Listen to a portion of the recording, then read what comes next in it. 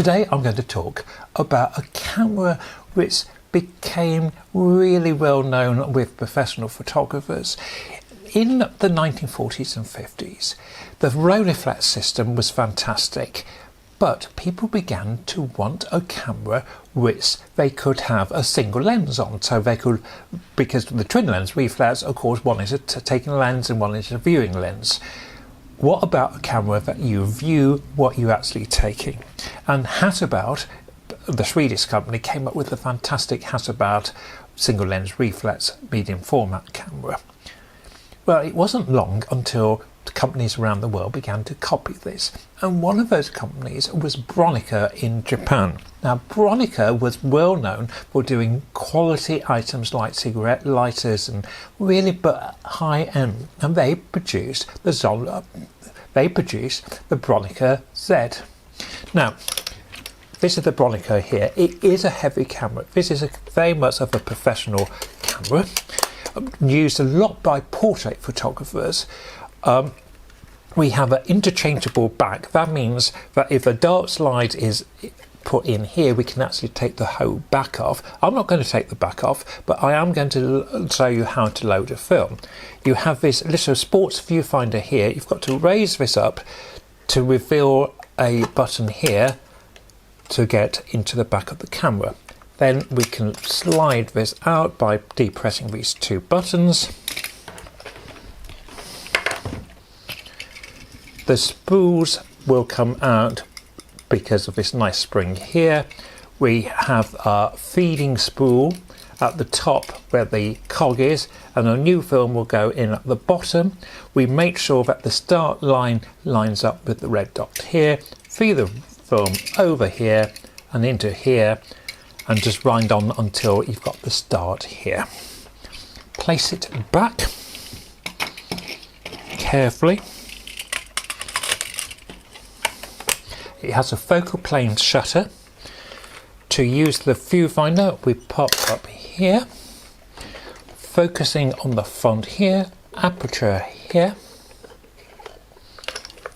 shutter speed along the side here, and it won't actually cock the shutter until it's got a film in, but if I had a film in, I would ride on until it was one here, and then I would press the start here. Bronica had an arrangement with Nikon that Nikon would produce the lenses for Bronica, and those of you that know Nikon probably know that Nikon didn't actually make a medium format camera, but they did support a medium format camera, and it's the Bronica. And this lovely Bronica here has got a Nikon 2.8, which is very fast for a medium format camera, 75mm lens. The lens is interchangeable. So this is a full system camera. You've got interchangeable lenses. You can interchange the back. So from a professional photographer working, they could work from black and white, they could go to colour, they could go to a faster film, a slower film. As I said, the size of the camera is not bad, but it is very robust and it is quite heavy to use. It produces a frame size of 6 by 6 centimetres by 6 centimetres. Let's see how I got on when I used it. The first image was taken in Budley Salterton, and I'm really pleased with the sharpness of the image. It's what you would expect from a Bronica and a Nippon lens. The only slight issue is there is a mark in the tarmac area, which I don't think was in the actual image. I think it's a problem. Second image, very pleased with this photo of, again, the feathers. A very old pub in Budley. Budley is a small town in Devon, which is famous for people retiring to it. And this is the old post office. I thought it was interesting image in that a lot of post offices are closing or being used for other uses, and this is a building which I think dates from the 1930s.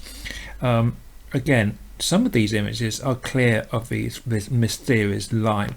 You can see this mysterious line in the sky here.